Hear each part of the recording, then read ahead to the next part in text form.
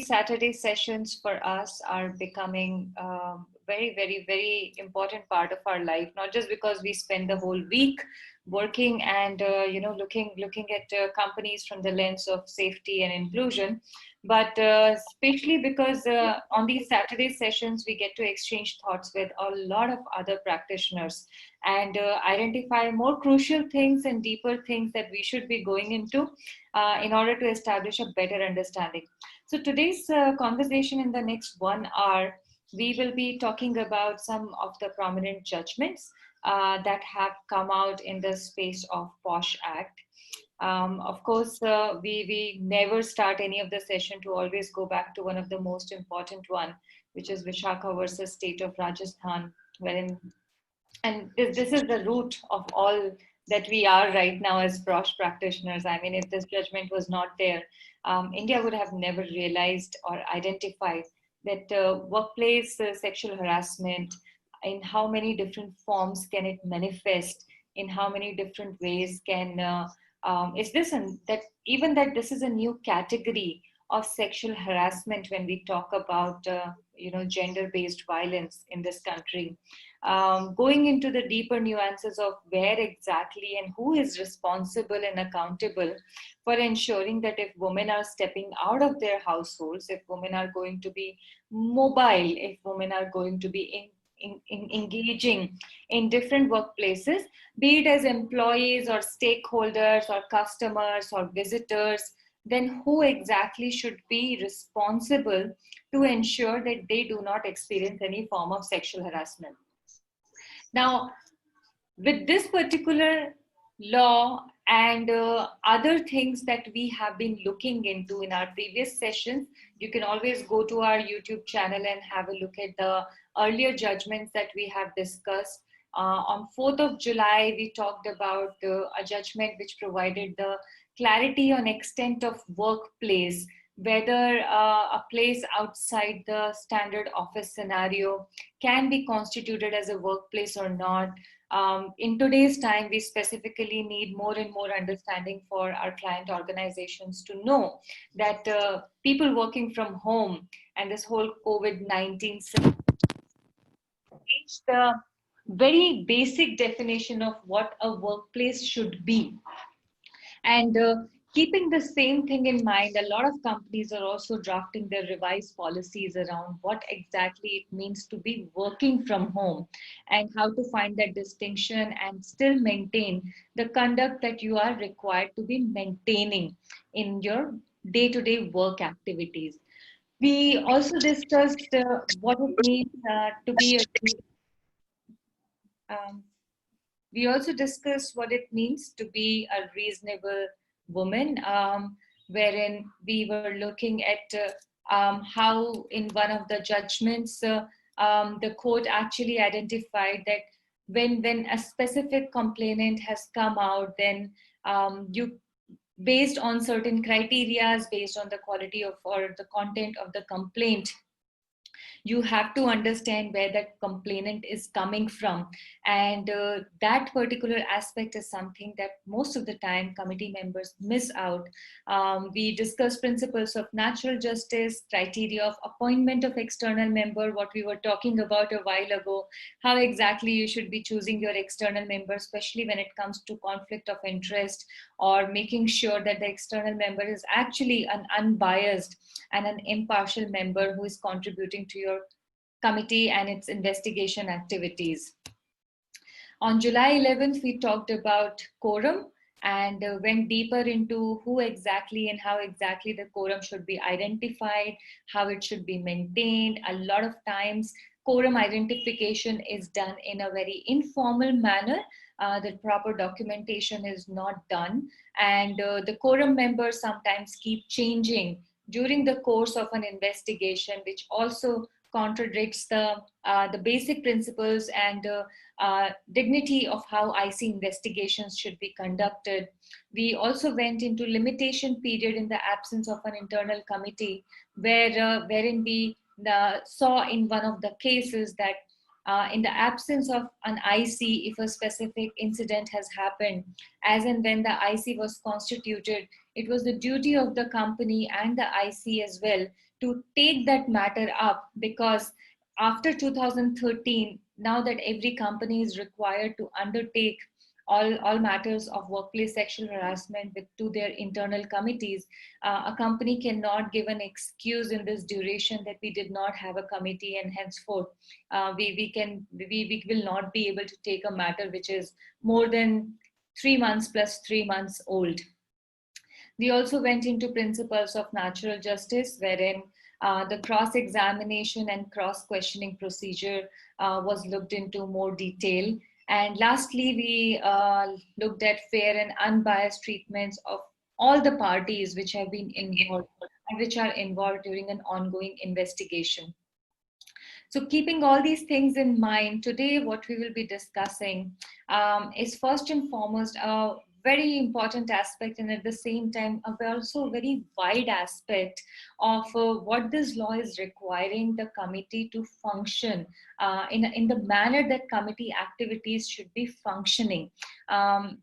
This whole phrase, principles of natural justice, what exactly it means, it manifests in so many different ways, but in this judgment, which is Ashok Kumar Singh versus University of Delhi and others, in the High Court of Delhi judgment, which was decided on 18th August 2017, let's look at the facts of the matter here, wherein one of the cases where the judgment does not specify the facts, but the holding of the court is sufficient to determine that the procedure was not followed.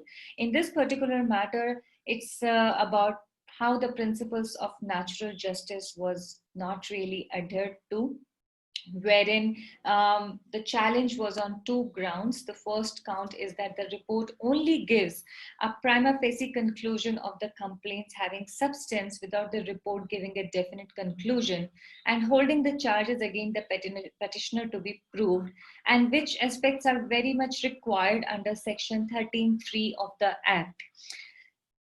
In the inquiry proceedings, the petitioner was not allowed to lead evidence in support to their defense. The petitioner was not given an opportunity to cross-examine the witnesses. So in a nutshell, what happened basically in this case is that there were multiple complaints which were raised against a single person who is the respondent here. And the committee, after receiving multiple complaints against the same person, without going into the formal investigation procedure which was defined under the POSH Act, which is defined under the POSH Act, immediately concluded that at the face of everything that they have received, like multiple concerns coming from people, they concluded on their own that this person is guilty of the allegations that have been raised against them. At the same time, the appeal was also raised on the second ground, wherein because there was no proper investigation opportunity, investigation procedure which was followed, the respondent never had the opportunity to defend their stand, at the same time provide any witness, present any evidence from their own end, and this violated the principles of natural justice, wherein the law expects that if ever such an opportunity is being given, if we are providing the complainant this opportunity to raise their concerns and bring out any unwarranted and unwanted, uncomfortable experience that they have faced in the workplace, the person against whom they are bringing out these complaints should also have an equal opportunity to present their side of the story. They should also have the opportunity to provide the necessary defense from their end. If ever there are evidences, the person, the respondent, should have enough opportunity to study them, to cross question, provide evidences from their end as well. And at the same time, if there are any witnesses provided from the complainant's end, then the respondent should have the right and will have the right to question them and to go deeper and cross-examine them as well.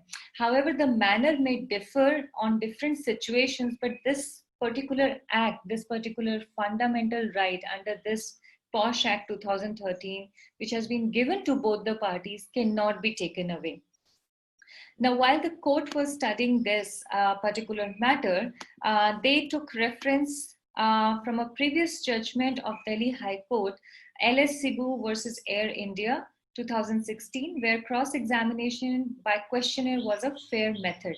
One of the things which was mentioned or which was provided by the committee, that the reason why they did not allow or why they did not even offer any provision for cross-examination and witness examination is that there is a fear of retaliation, and the witnesses may not feel very comfortable, the complainant may not feel very comfortable and safe to be cross-questioned or examined.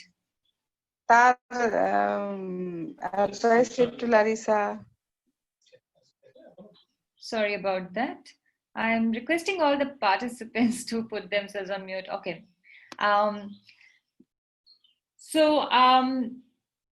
The statements which were provided by the committee in this particular case gave this justification that in matters of sexual harassment, especially when a complainant has been brave enough to bring out some complaints, it is also crucial that if the person is not feeling safe and comfortable, then we do not put them through the whole process of cross-examination. And that is why the court relied on this previous Delhi High Court judgment, which says that primarily in a sexual harassment complaint, the committee has to verify and analyze the capability of the aggrieved to depose before them fearlessly without any intimidation.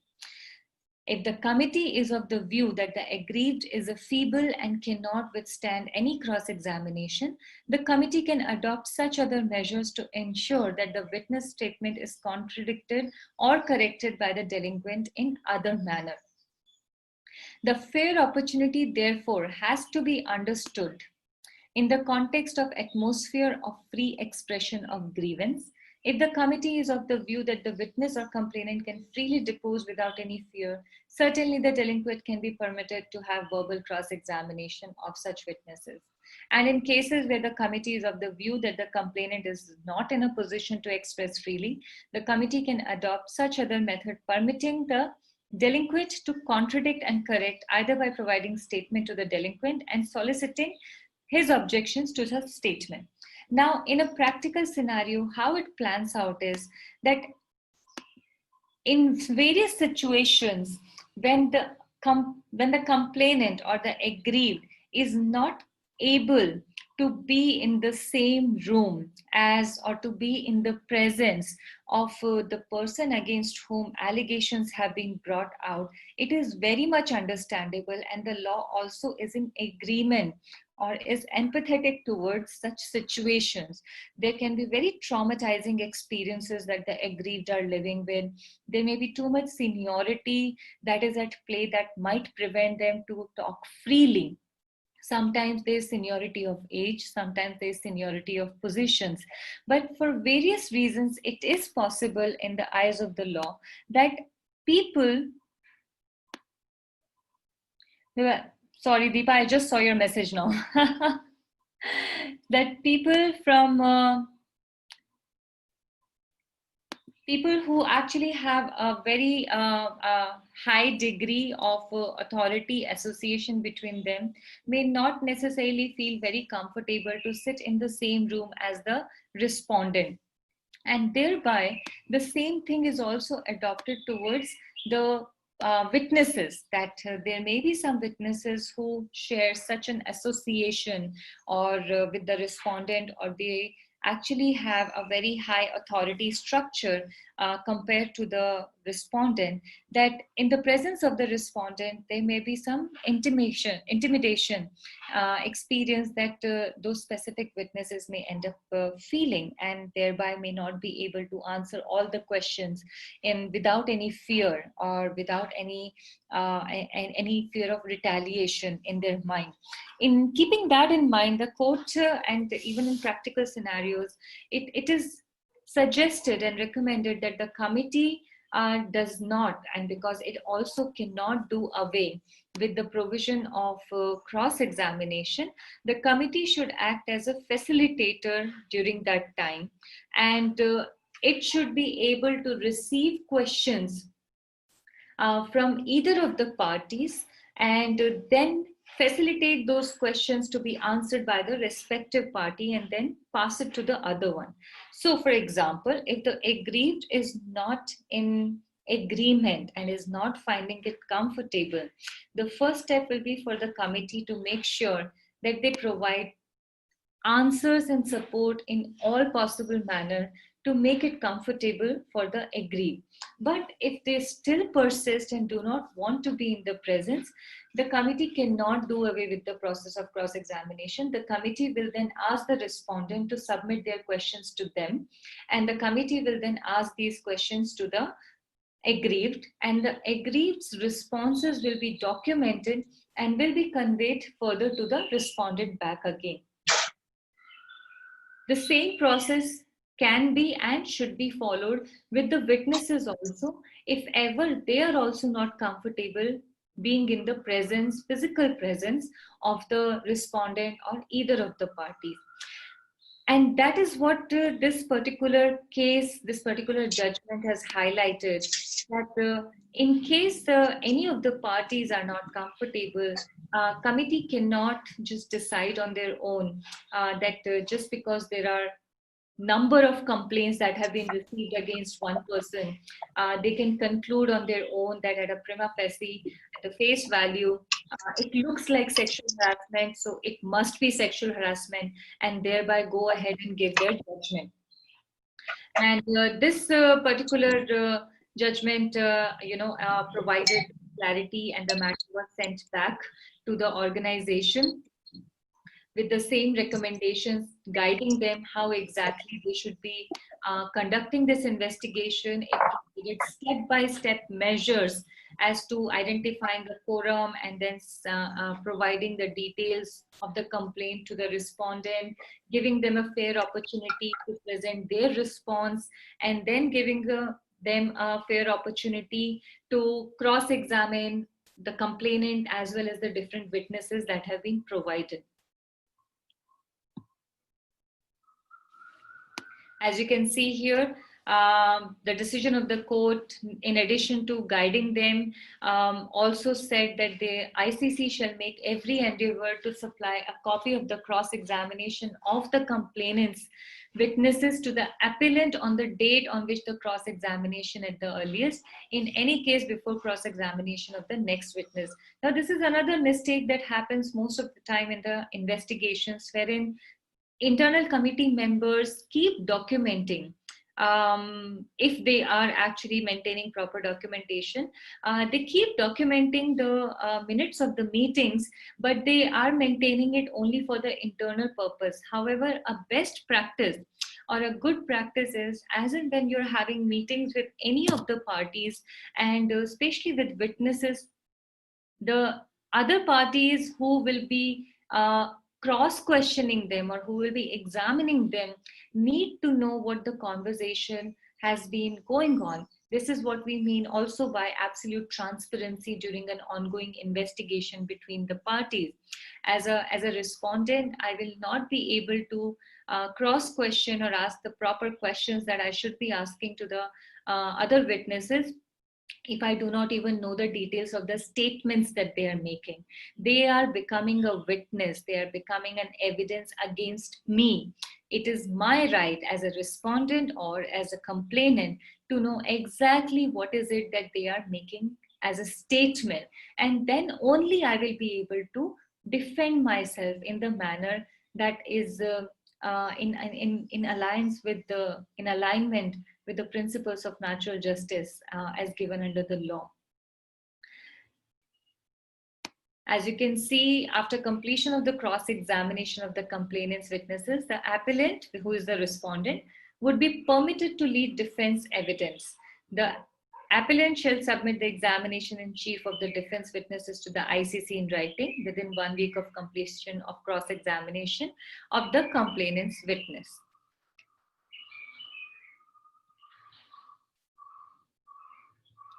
Here the court has once again in their decision mentioned that since there's already an improper investigation that happened earlier, they don't have to emphasize this again, but it needs to be expedited and concluded in alignment with the guidelines that the law has stated.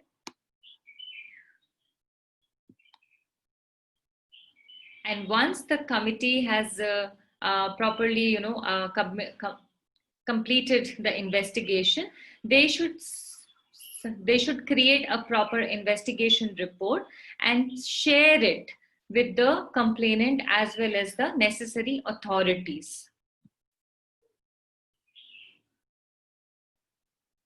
Here the court once again went into further details that if ever during the investigation any person, any vacancy in the constitution of the IC occurs, then the same shall be filled within 1 week from the date when it has arisen.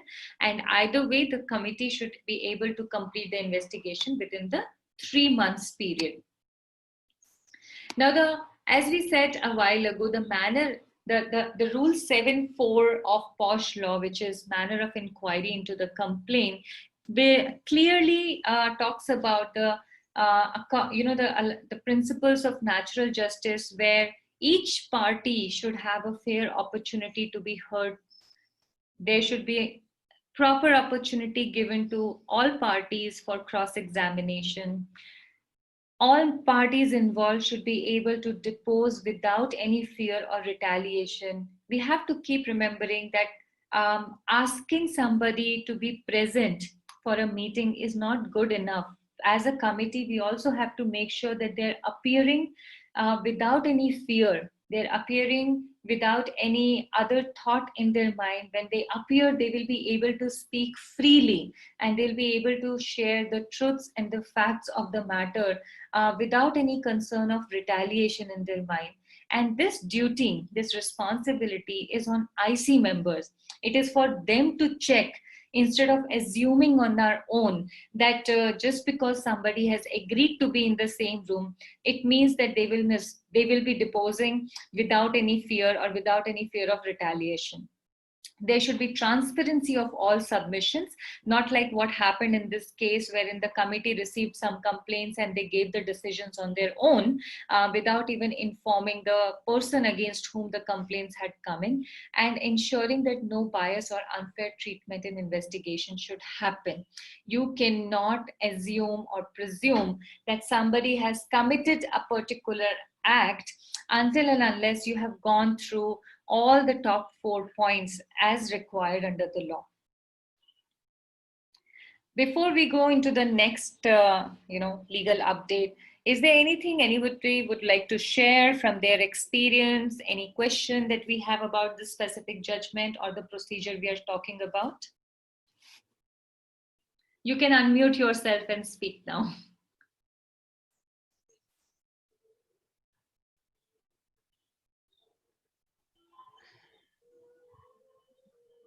Yes, Ambali.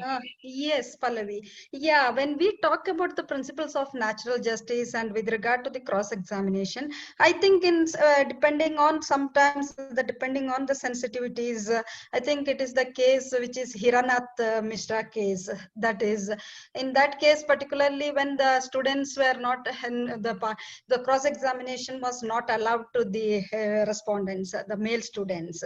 So it depends again on the circumstances and the situation and the facts of the case. I believe that maybe in some cases we can, but most of the cases the parties, because of the nature of the cases, the woman employee will say, I won't be able to face the other person in the same room, and in that case we need to follow the like what you have suggested, like sharing the questionnaires to the other person, and I think immediately we need to record the answers. So we should not give a much time for him to prepare and come with these answers.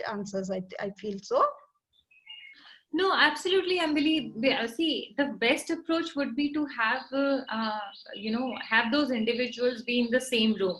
I mean, now all of us are getting used to remote and, investigation meetings conducted over Zoom and Microsoft meetings. Mm-hmm. But, pre-COVID era, there was nothing better than having those individuals sit in the same room so that we can study the body language, we can see how people are reacting, how they're responding. There's so much more that goes into investigation, which is right now invisible to the eyes. We don't know what's going on at their end. But even then, we are noticing that it's very important to check. It's the duty, right? I mean, the reason why IC members are chosen to be IC members is because there's a maturity that allows us to see things which are not being told to us, right? From a professional sense, all of us understand the peer and the power pressure that plays at work. All of us understand that if somebody who is a complainant has just started working in the corporate world, maybe it's their first job, maybe it's just their second job, they're too young, and the person who they have complained against is somebody who is very senior, or somebody who is not very senior but has been part of the organization for a very long time, there is a certain authority that is automatically at play. Sometimes the complainant has brought out the complaint after a very long and extended period, and that itself gives us the reason that there was an existing peer and power play in their workplace scenario. And if that was the reason for her to bring out the complaint in a delayed manner, how comfortable this person will be sitting across the room with that. So it's up to us as a committee to gauge and at Yes. the same time assure the complainant that all their fears will not manifest. And if they are, and then we will have to live up to it also, right? But if they do not agree, then we should actually not go ahead with it. And this is a one good practice that we always tell committees to do, that before you do any joint meeting, it's always advisable to actually capture and document the consent of the The complainant. parties, yeah, women, the Absolutely. female employees, yeah. Is because see, there's so much conversation that happens, so much we have said in the last 25 minutes, right? It will be very Yes, difficult for you to remember it word by word, yes, right? of course, yeah. But if you Yeah, this is what happened in one of my investigation also. The witness who came in support of the complainant, and she came and deposed before the committee and in front of the respondent itself. But after giving the statement, and she went out and she cried in the bathroom, and she was really quite upset in that after giving the statement. And when we called her for the cross examination, she was not ready to come and give the statement, saying that he threatened, or he threatened her, saying something, and he was a manager and she was reporting to this respondent. So she was not ready to come and give the come and face the cross examination. Then that part also sometimes comes up, whether we check the witness asking her, are you willing to give the statement, or everything is then she said freely, I am ready to give the statement. She gave the statement, but later she was not ready to face the cross examination in that case also. No, that's very important, right? And that's why putting things, the documentation, I mean, we have spoken enough, but I don't think we have spoken enough about that whole importance of documentation here. Yes. So definitely, we have documented everything, and even the later stage, we documented saying that she was not ready to come for the cross examination, so her statement was discarded. Later stage, we did not consider that as a statement, because at least she has to face the cross examination. Then only we can consider that. No, absolutely. I mean, we always tell the parties that there is no way that you can say no to cross examination. What you can say no to is keeping your comfort and safety in mind, is to not to be in the same room or be Yes. available. I mean, sometimes some of few of the complainants and witnesses, they have agreed to do it once again pre-COVID era. They have agreed to be on the same call, like, but not in the same room. Same room. Yes. Right, so we actually get this, which option would be preferred by them, and once we have discussed this in the meeting, then we send them a proper email, and then once again capture the response, ensuring that their consent is there with respect to these meetings, these joint meetings that we are talking about. Same thing that Yes. we do for conciliation also, right? We have to make sure that it is in the... Yes, yes, of course. We do the same procedure with the conciliation also. Yes, thank you. Thank you for sharing. Thank you, Pallavi.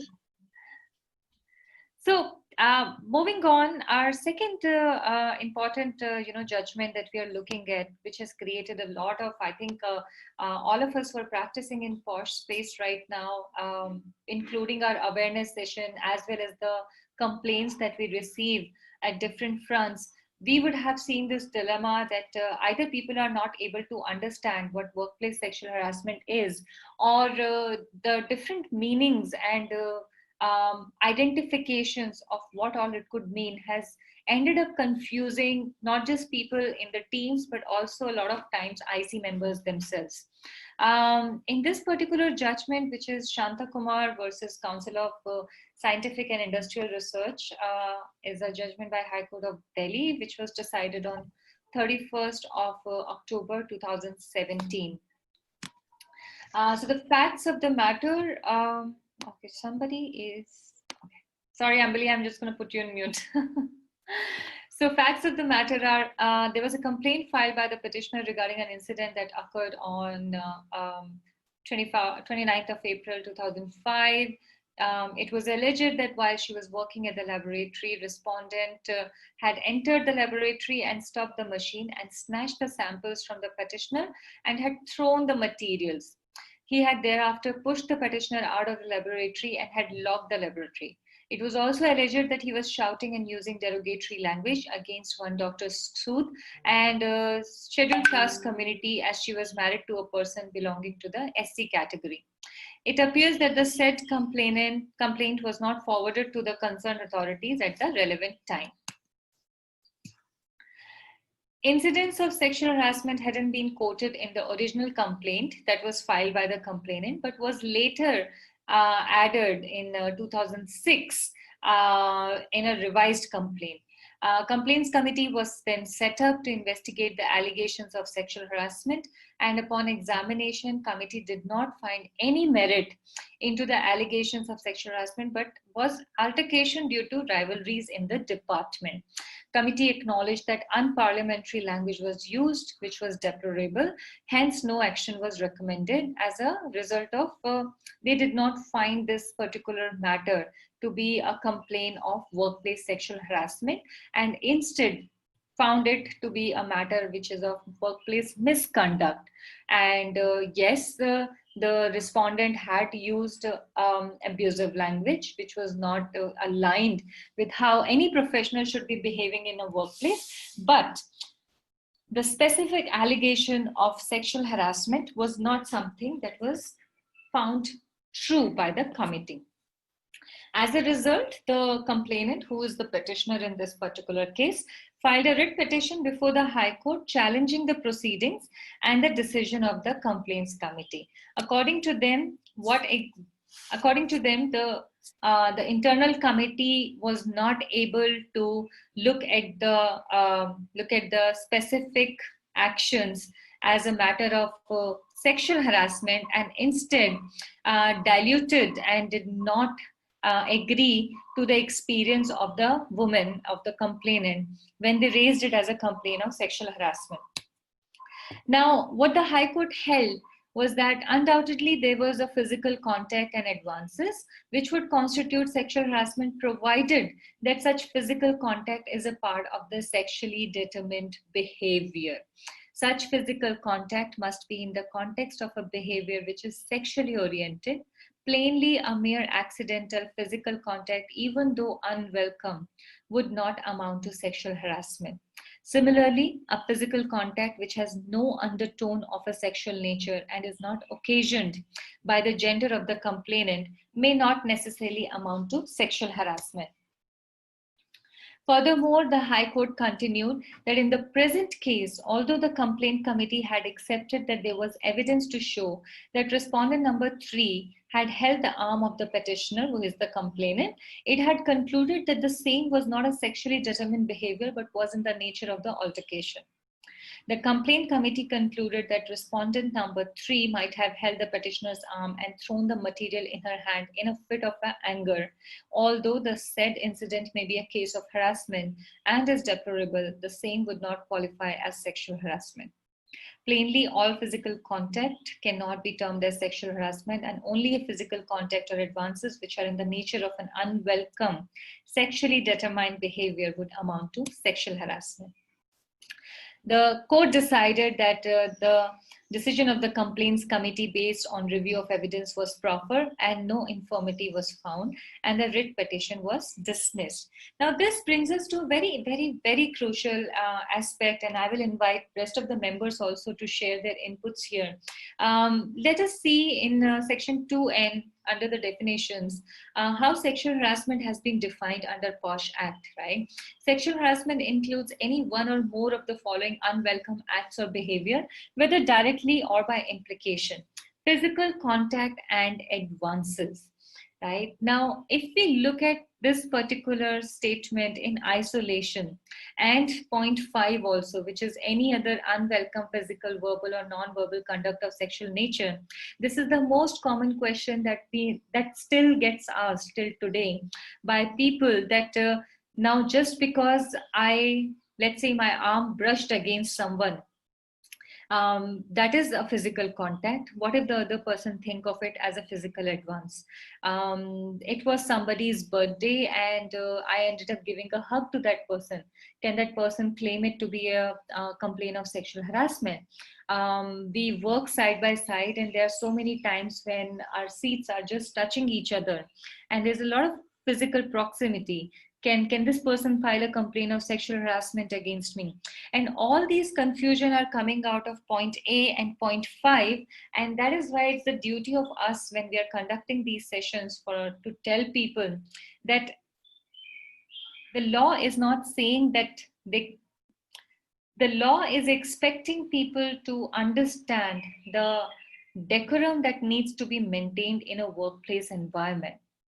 At the same time, law also has understood and incorporated that as a social animal, man being a social animal, there may be situations in which close proximity will also happen, and people will also end up maintaining a physical contact. However, not everything can be constituted as sexual harassment, as we saw even in this particular case, that the person against whom the complaint was alleged, that person held that woman's hand and pushed them.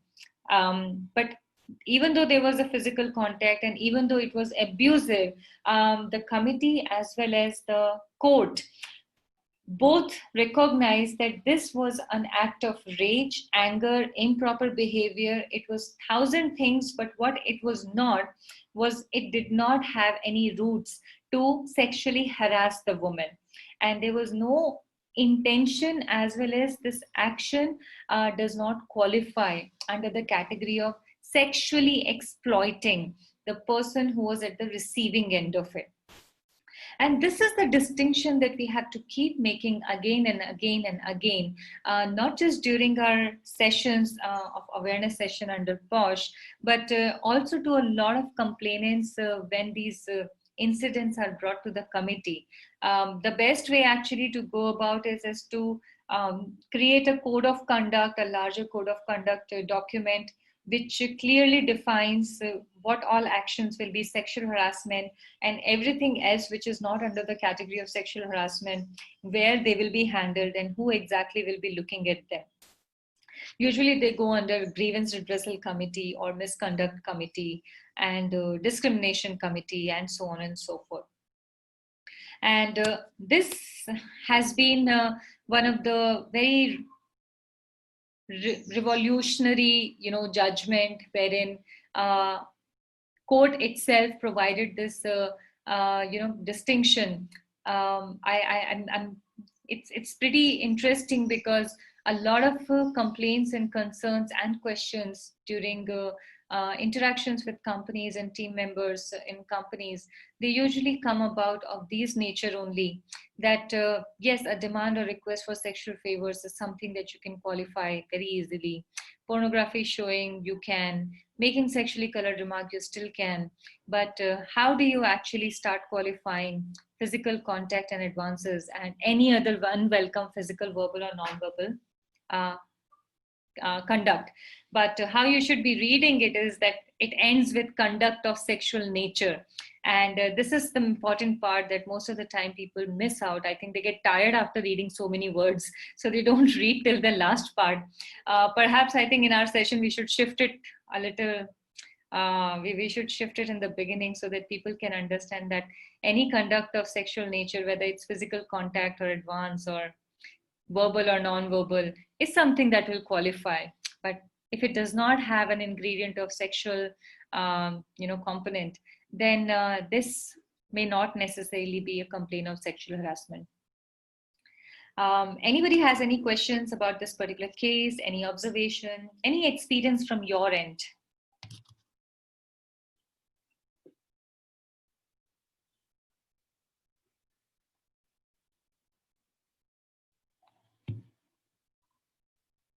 If nobody has any question, I will move on to the next part. This particular judgment is pretty interesting because perhaps it's actually the first time that the court got engaged into identifying, or it emphasized the whole aspect of proportionality of punishment. In the law also, and in the committees also, we keep contemplating every time there is a particular complaint which we have studied, which we have investigated, and as a committee we work really hard to identify what will be the best course of action, to get the person to understand that how grave their action was, and that there are serious consequences to it. And even though human behavior cannot change overnight, perhaps the consequences will get them to understand that what all was wrong and what all was not right about their behavior in the workplace. And in this particular judgment, which is Samriddhi Devi versus Union of India, another High Court of Delhi judgment, which was decided on 7th of November 2005, charge sheet was issued on in 2000 to one of the respondents, for attempt to sexual assault and outraging the modesty of the petitioner, who was working as mate on 31st of December 1999, and when she was alone in the office of Central Dairy. The petitioner had been recently widowed and has been appointed with Delhi Milk Scheme. The charges were denied by way of a letter dated 31st January 2000, stating that allegations were completely biased and fabricated in order to take revenge with vested interest on part of the witnesses. So the respondent completely, blatantly denied all the allegations, and even in continuation of that, a departmental inquiry was conducted. The inquiry officer, in their report, based on the deposition of the witnesses and other circumstantial evidence, concluded that the possibility of the charge could not be ruled out. It was held that in such cases, there was seldom any direct evidence, and circumstantial evidence had to be usually assessed and evaluated. The respondent was held guilty of the charges, and he was furnished the copy of the inquiry report and was given an opportunity to make a representation. The disciplinary authority, after considering his representation and taking into consideration of the findings of the inquiry officer, imposed a penalty of dismissal from service on the respondent by an order dated 24th August 2000. Now, what the respondent did after that, they appealed against the penalty, which was considered by the appellate authority under the service rules. And the appellate authority then actually converted the penalty of dismissal to compulsory retirement in 2001. Now, just to quickly recap the case, there was an incident of sexual harassment, the complainant filed the complaint, the investigation was done, the committee found the person guilty of it, and then they took the decision that the person should be dismissed. Under the service rules, the person was able to present under the service rules. Then this was further confirmed that yes, this particular matter should be taken forward, and the decision of the committee should be upheld. And it was shared with the respondent. The respondent then went on and further appealed against this particular decision, and the appellate authority converted the penalty from dismissal to retirement. Now, the reason why this, or the contention, the primary contention why the petitioner, which is the complainant, reached out to the higher authorities is that the decision or the order of the appellate authority lowering the punishment is not proportionate to the gravity of the misconduct proved. It is claimed that having regard to the nature of the charge, the penalty that had been originally imposed was the most appropriate, but the impugn order reduced it, making a mockery of the proved misbehavior. In such cases, it is claimed that the penalty should be of the severest variety, more so since the protector, a superior official, abused his position and indulged in sexual harassment. So this is what the petitioner had actually contested against, that even if the person is still not going to be part of the organization, the reason why they're not going to be part of the organization makes a lot of difference. So the objective is not to have that person no longer be part of the company, but the reason and in the manner in which they are being asked to, because that is what qualifies as consequence of the misbehavior that they extended. They further added that especially because this person is a senior person, it is all the more important that the person recognizes that their reason for no longer being part of the company and not just getting retirement are two very different things, and they will be able to feel some brunt of the consequences of the actions that they have committed. What the High Court held here is that it observed the crux of Vishakha judgment and the apparel export cases along with various cases of the United States courts, and further stated that the objective of putting in place guidelines in Vishakha was to ensure that the workplace was rendered safe and assure other female employees that in the event of similar future behavior, the employer would take prompt and serious action. In that sense, the requirement of taking action is not merely subjective to the incident or facts of a case, it is to comply with and subserve a wider societal purpose. The idea of creating a safe workplace is not just to create guidelines and to actually ask an employer to take care of it, but to also make sure that if and when these guidelines, the safe environment is not adhered to and a person is held responsible for it, then the consequences also allow establishing a stronger ground of code of conduct in that particular organization. It further said that the disciplinary authority in its order had discussed all aspects, including the nature of the charge and the evidence, and concurred with the inquiry officer. In the light of totality of the circumstances, it imposed the penalty of dismissal, and the respondent, in exercise of his right to appeal, questioned that order. The appellate authority maintained the findings of the guilt. Very important to notice that the appellate authority did maintain that the person is guilty. However, they deemed appropriate to reduce the penalty to compulsory retirement in the light of the delinquent official's long service. The person was employed for almost 30 years. And the person also provided the argument for pleading that what this decision of being dismissed from the company, from the organization, would have on him and his family, especially having an unmarried daughter. And if the order of dismissal were to be maintained, then how this decision will end up impacting their life also. The appellate authority, in exercise of this undoubted jurisdiction, has power to reduce or alter the penalty. While doing so, it is expected to take into consideration all material circumstances. High Court further held that these would indisputably include the adverse impact of the order upon the employee. However, in the facts of the case, such circumstance cannot be the sole determining factor to conclude whether to impose a penalty or dismissal or a lesser penalty.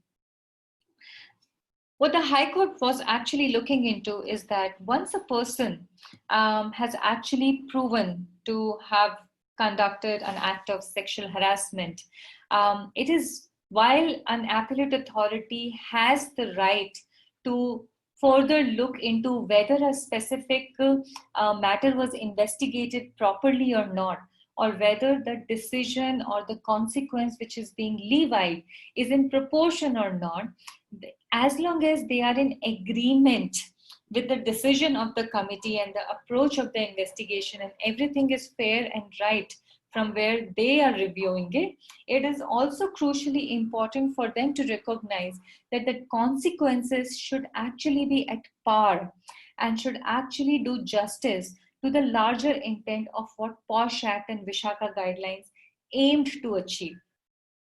And while they are doing it, it is very important to weigh in and balance all these factors to make a choice for the appropriate penalty.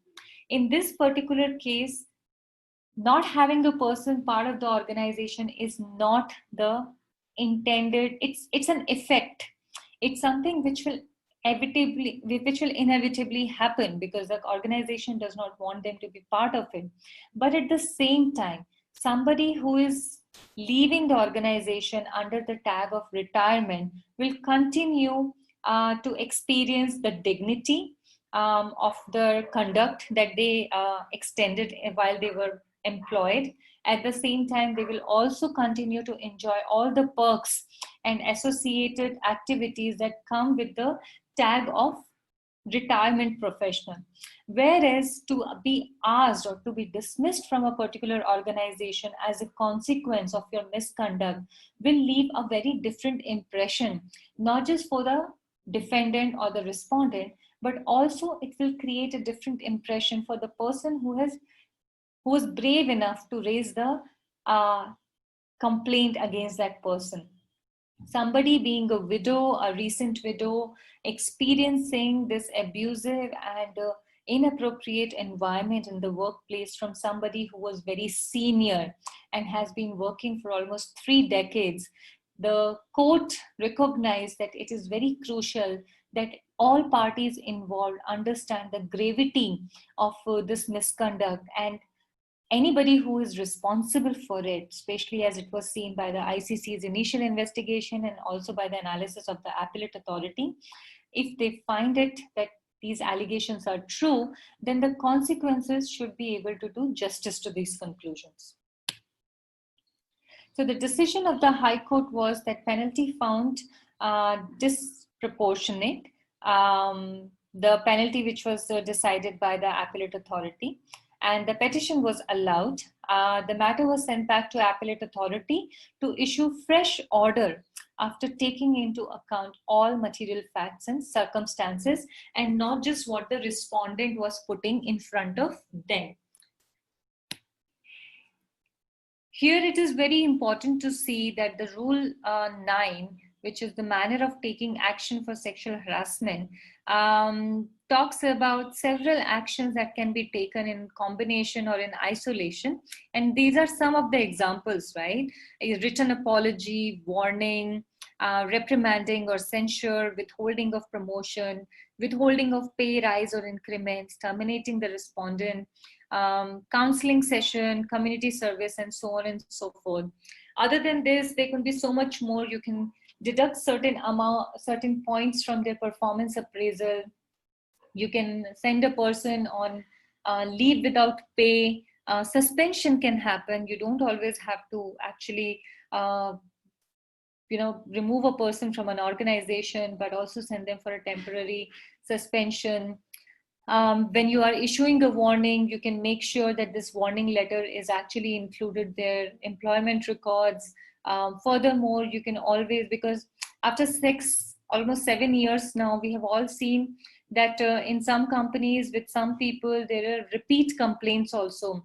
And it is very important that people identify that in cases of repeat complaints, if not under the internal committee's guidelines, but at least under misconduct, what is it that a company can do against a repeat offender?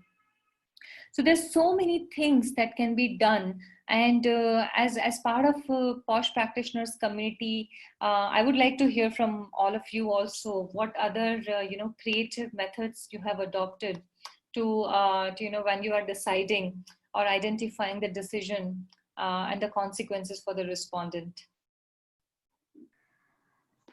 Pallavi, Yes. Deepa, this proportionate and disproportionate punishment is too subjective, because something may be proportionate for me, may not be proportionate for you. And it depends on my perspective to looking into the things also, because we cannot generalize this, that this punishment is proportionate to this particular type of offense committed by a person. No, absolutely with you on this, Deepa. I mean, we know that, the number of times maybe an incident, let's say the gravity of the conduct may not be that grave. But if it came from somebody who is too high in authority, then the consequence change, right? The proportionality gets affected. Yeah, right? Definitely. That's why, but still it changes with the person who is giving the punishment. Like we all are sitting in the committee. It depends on my own perspective also to looking into the things. And especially like if you look at that nail polish case of Bangalore, where the person was asked to pay 50,000 per month for 5 years. So now that if you look at strictly legal side, it doesn't seem to be a proportionate judgment. It is not. I'm so with you on this one. Right. So it differs from person to person also, who are sitting there in the position when they are taking a decision. No, absolutely. I'm so with you on this one, that this is so subjective, just like understanding sexual harassment also, right? Exactly. I mean, we may not feel that this is sexual harassment. If the person who has experienced it feels that this is sexual harassment, then who's to go and correct them, right? It's their experience. Same thing with the proportionality also. So we have to take a decision in each case differently, depending on the facts and circumstances of that particular case. We cannot generalize it in a black and white that this is proportionate and this is not.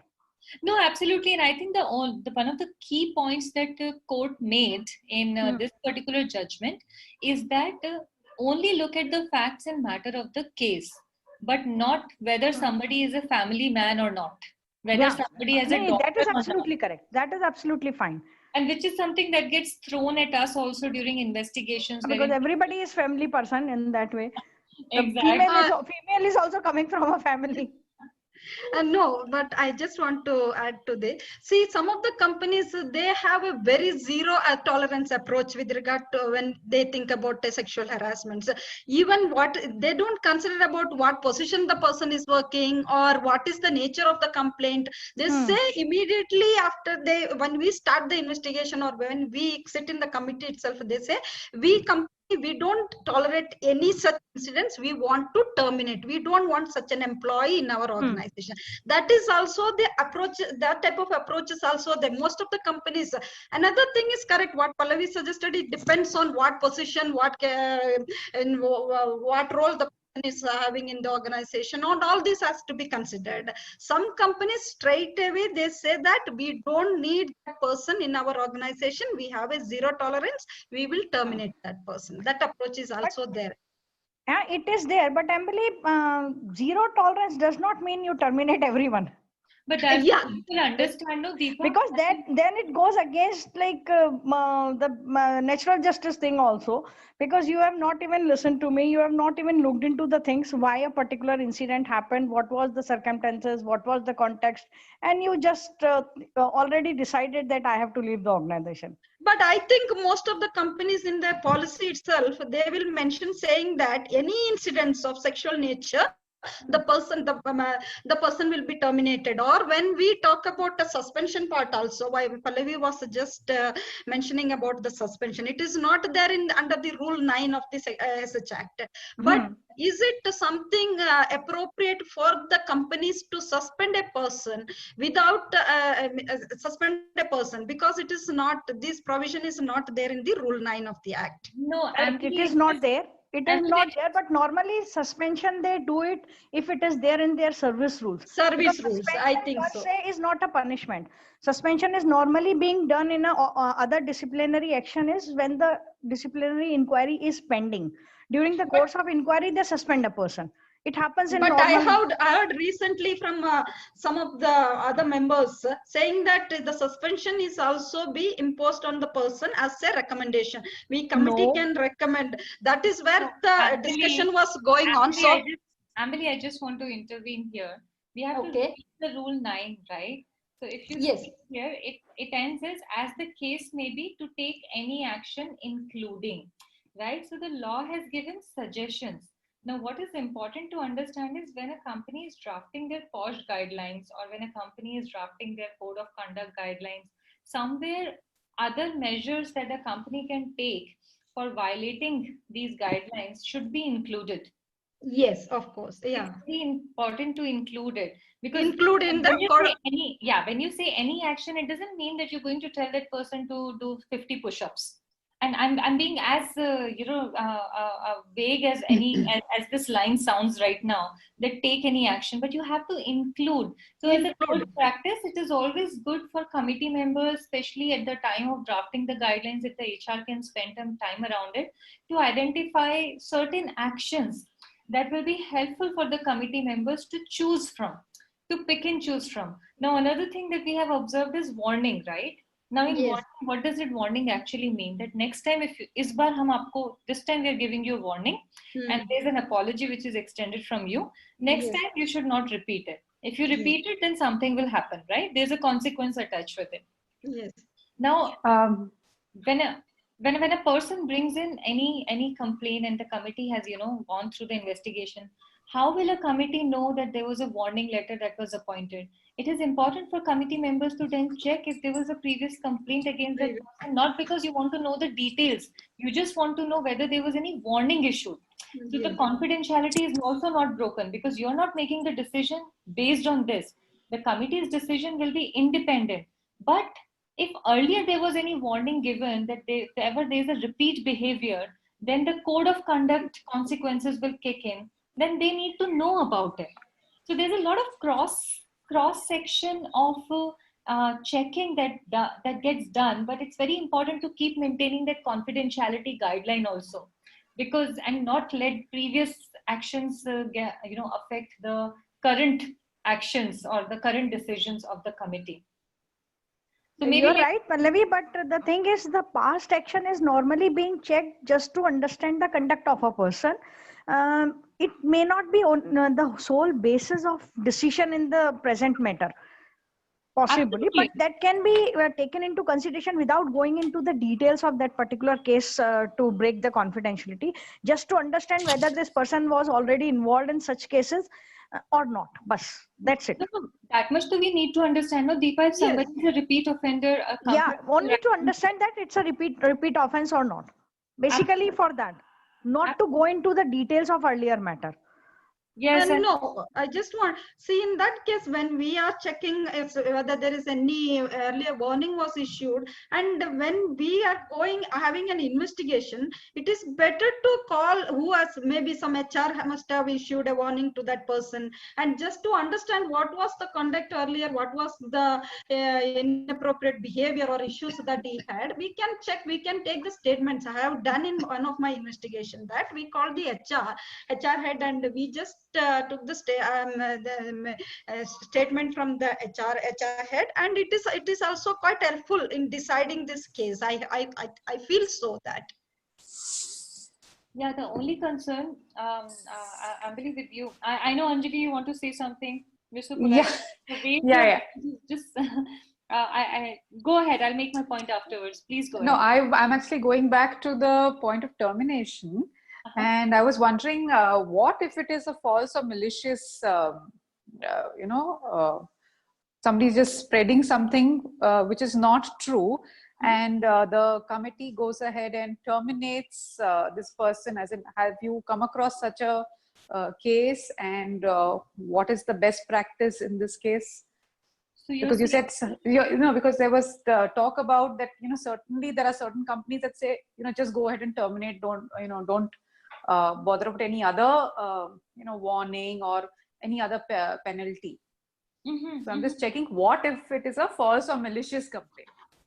so okay, so there are two scenarios, two positions that I can put myself in. Is there have Okay. been cases that have come to us which wherein they have produced, their inquiry report decision, or just Okay. an email that the committee told us that there's a complaint against us, and we met the complainant, and they believe that we should not be part, like I should not be part of the company anymore, and I've been relieved, or I've been given a notice. Now, these kind of things, when they come to us, of course, we then facilitate for that person to actually reach out to their management and the committee, reminding them that this is not how it is supposed to be, reminding Okay. them about the whole principles of natural justice and how the committee is supposed to be functioning, so on and so forth. Okay. As long as we are part of the organization, and as much as I have understood from the fraternity also, see, that's the most important thing, right? When you are being associated with any company, the first thing that we do is, if we are not drafting the POSH policy, then let us read what is written in the POSH policy, right? The company has zero tolerance for sexual harassment is not a statement that we let stay in that document. Why? Because the management really takes it to the heart and mind. Okay. They have to take this strong stance that there is zero tolerance, right? I wish Okay. this kind of zero tolerance existed for a lot of other things, but in this particular case, you just cannot afford to have it. So you cannot also afford to write it. Got Because if it. you write something like this, your committee will act upon it like this. Sometimes Okay. we have seen that the head of the company has right away, like, just asked that person to leave. Why? Because zero tolerance hai. Or the committee has decided that, oh, there is a complaint. This person sounds very genuine. We believe them. We don't care whether, what happened, why it happened, and anything. And sometimes it's also outside the boundaries of timelines. Like in one case, we saw that two people were involved with each other in some previous company, which was a 2-year-old case. Like they were in relationship 2 years ago in some company, and in this company they started working together. And this person filed a complaint of sexual harassment based on the actions that happened 2 years ago. And this current employer asked this guy to leave. Okay. Right. So a lot of times, these rampant decisions are being made because you want to create a safe environment for your women employees. But I think this is lazy work. you know, you don't want to get into the tediousness of knowing what exactly happened. Right. I agree. And you want an award that, oh, we are a very, we care for our women. No, you don't. Right? Because if you did, you would train your committee. You would let everybody hear. The best way to create a safe environment for your women employees or women team members is to make sure that there's a proper law and order, which Process. this law is providing for it. Right. Yeah. So that's what we have seen, and it actually, more and more people are becoming aware of their rights also, right? And I am a strong believer that more and more people will be going in for appeal, uh, to actually take their matters to court, just because proper investigation was not done. Right. So I get this question a lot. I mean, in companies where I have consulted, the policy is actually not called only for women. It's an anti-harassment policy. So it's a little more broad in that sense, and for all genders. And the question I get when I have a sensitization session from the men is like, why is this only for women? And then I have to explain that where the POSH came from and the history, etc. I had one question, because I haven't dealt with this, is that if a man is harassed, does that come under the IC or no?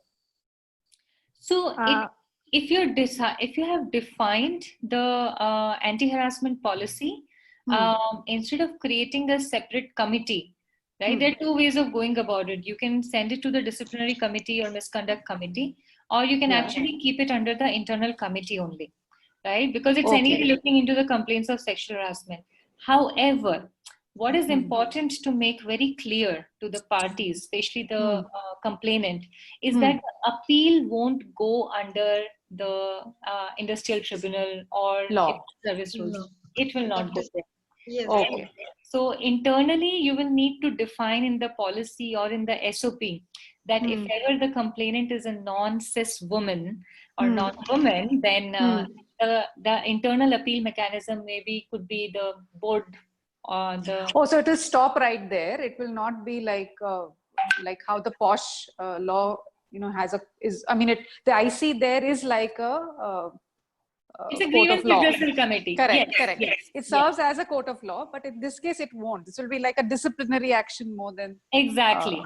May I add to it, Pallavi and Anjali? I just wanted to make one more comment, and then please add. Yeah. I just wanted to say, Anjali, that what is important here is that instead of dividing it, it's better to send it to the internal committee only for all genders, right? If you're making a gender neutral committee, first and foremost, the awareness session should be able to incorporate examples which are gender neutral also, which most of the companies are unable to do so, right?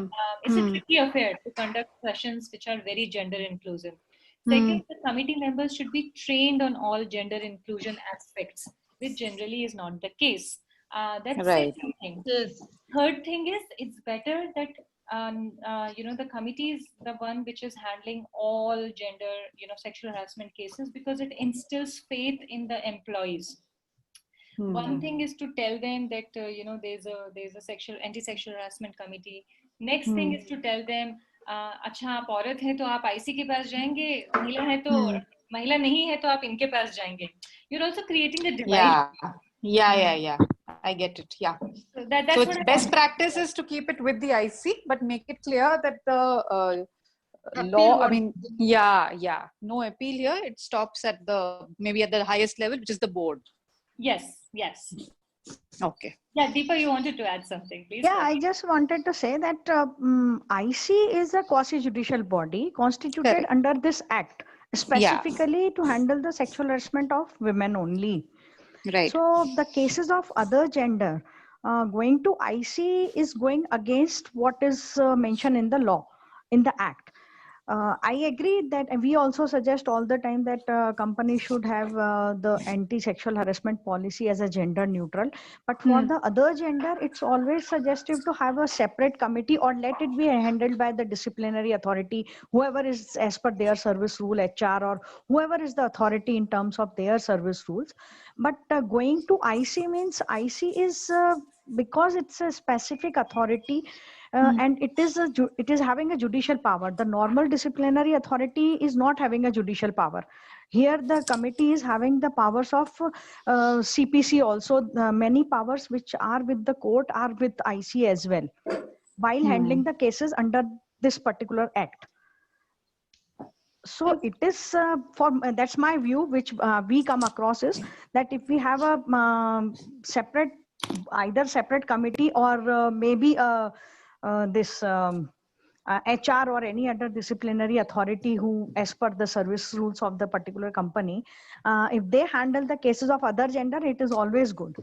Or if we want that or if we feel that this committee is more aware of the gender sensitive issues, then let this committee handle, but may not be in the same name of IC. Because IC specifically is only for this particular law, not for any other thing.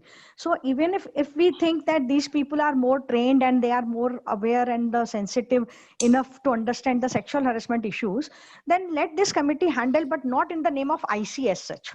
Let it be in any other name or any other disciplinary authority name or whatever. So anyway, Deepa, companies are not always choosing the name IC also, right?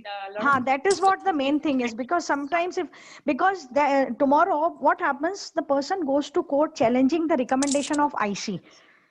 The first objection will be IC doesn't have a jurisdiction to look into. If I am a lawyer, I will give the first objection to that person, to the female. Suppose cases against the female, a male is harassed, and the decision comes from IC that female has specifically harassed this man. The first thing I will suggest a female to raise an objection that IC doesn't have a jurisdiction to look into this particular type of issue at all. No, I'm with you. So I just wanted to, to answer that question. That's why when the policy, this anti-sexual harassment policy is being drafted, all these caveats need to be mentioned.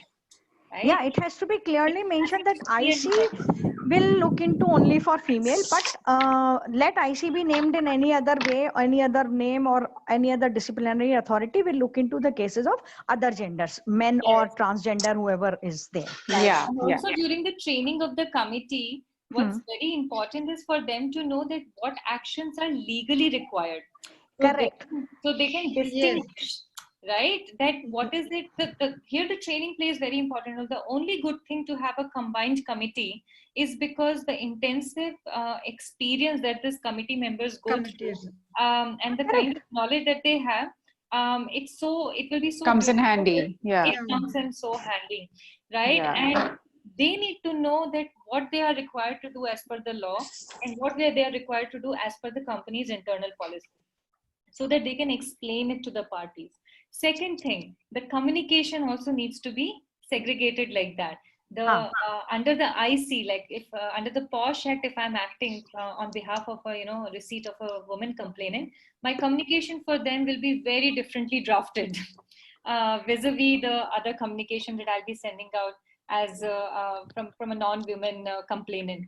So this kind of, and this is why we do SOPs, right, for committees. Yeah. And it becomes all the more complex, but at the same time very structured for committees if they are looking at building gender neutral. So I think Deepa, you and I are on the same page. Yeah. Correct. I think Raina, you wanted to say something. You raised your hand, but this particular conversation went a little deeper. Please say. That's totally okay. I think I was listening to all of you. I think there were two things where I came across. Number one, I think Deepa ji or okay, just disappeared the screen. Right. So Deepa and Anjali? Yeah, Anjali, both of them were telling about this. I wanted to see the previous screen. Oh, sure. We were talking about this Rule 9, where we are talking about,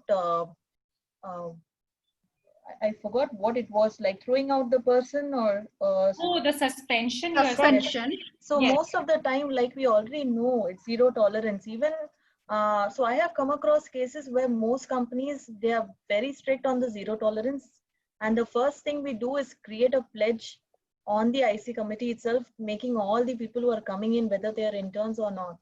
And these people have to actually read that, and they have to give the pledge in writing on the email that they're going to follow all of these. So that is one of the things that we do, specifically when we are working as an IC. So they don't come back saying, I don't really know about. And second thing, when we're saying zero tolerance, I think most companies don't even give an authority to give a revert back when they've done something very rural. So reprimanding or even telling them to leave the organization, many of them do it even though it's not written on their code of conduct or on their policies. But it was a real eye opener for me that it has to be written somewhere on the rules of the POSH Act or something. Only then can the service rules or the POSH Act specifically, then it probably can be taken aboard. I have seen many places where the committee decides that he has to leave, though it's not been listed somewhere. And the second thing, I'll just finish that. I don't really know. Please. Yeah. So the second thing was that as you were speaking, many a times, even in this LGBT, so I had a company which has LGBT and even transgender. So LGBT and transgender fall under two different sections, one with either one of those sexes appearing differently. So we had a case where a transgender had come and had harassed a guy, and we really didn't know what exactly has to be the flow of action. But yes, though it was not being mentioned under service rules, we did take up to the level of telling the transgender that he can go and file an FIR and get it done from there, because the committee is not capable enough to take it ahead under the POSH Act. So that's another thing which I wanted to share. That's about it. I think you can carry on. Yeah.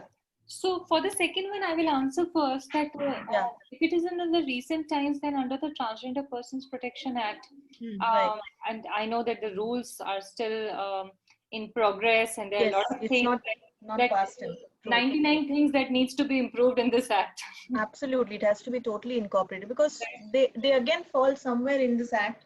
I don't think we need to have a separate one for that, but then we have to wait for the authority to No, give us a word. absolutely. But it is already stated that how exactly the companies should be addressing discrimination and harassment of transgender persons in an organization in different capacities, be it as customers or consumers or employees and visitors and so on and so forth. And one person has to be appointed to look into these grievances and provide redressal, right? So what will be a good way to go about it is just to get the best interpretation of the law, and there are so many out there. One has been created from Ungender also. If anybody else has some other resource, happy to put them together in one place for all of us to consume. True. But for companies to identify that you will not appoint one person to look into transgenders complaints. Once again, it will be good to combine it into anti-discrimination or harassment committee, or once again sexual harassment committee. It keeps complicating it, but I'm looking at a time 10 years down the line when employee safety from any discrimination will be a separate department altogether. Absolutely. So eventually it has to evolve like that same only, that why do you need a separate department or team of people to look at complaints against women or men or trans people or queer people or this and that. True. So one single set of process can be evolved, and as long as we can provide the distinction that what is acting under POSH Act versus what is acting under TPP, Transgender Persons Protection Act, and what is under what does not fall under any act but it's just part of company's policy to be inclusive is a complicated affair. But once again, this is the groundwork that needs to be done by any company. Right. Fair enough. Thank you for addressing that. Thank you. Yes, thank you for being part of organizations and sharing examples. It's always good to hear. I think it's been real value being around each one of you. I think we all learn from each other, and I'm sure I'm also one learner just growing together with you guys. Thanks, Raina. So kind of you. And everybody is learner here. We all are Absolutely. learning from each other. No, I'm happy. I'm here today in this session. It's really, really wonderful to be here. I think thank you very much for being a part of this journey. Yeah. No, I thank all of you, because for me, Saturday, if I don't do this session and I don't talk to other members of the community, I feel like I'm out of touch. True, true. नहीं बहुत अच्छा लगा. I think Anjali, Deepaji, Ambali, I don't know who else is there, but yeah, 4-5 who have spoken. I think all of them have added so much value. Thank you so much. Yeah, very good interaction we had today. Yeah. Yes. Thank you, everyone. Thanks Thank you, everyone. Pallavi. Thank you so much. Thanks, Thank you. Pallavi. Thank you, everyone. Thank you. Bye-bye. Take Thanks, care. Pallavi. Stay safe. Bye. Yes, Happy weekend. Stay safe. Take care. Bye. Okay, bye-bye. Take care. Thank you. Thank you.